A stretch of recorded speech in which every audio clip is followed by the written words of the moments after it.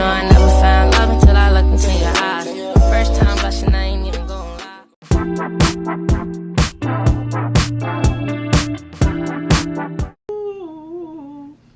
I'm also recording a TikTok right now. So I haven't did a traditional sew-in in a very long time.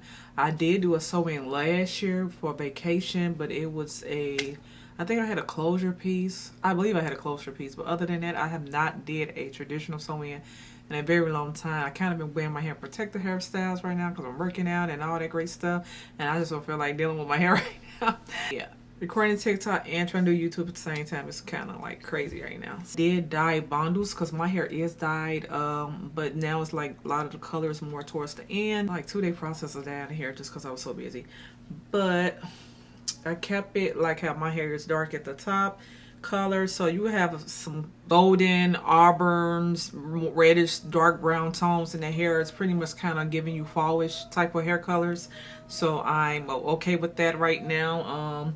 I didn't get it as light as I wanted to. I just didn't have the time. I was gonna redo it again. I did do one bundle because my daughter gave me some bundles. Yeah, like you see this again, but other than that, it's kind of like this. These are the colors I've been rocking. I kind of been more in my blonde phase right now, so I don't have that much time on my camera. So I'm gonna go ahead and start sewing. I have my needles ready here. All right, guys, a quick trick to make sure your hair is not getting like broken up with your threads.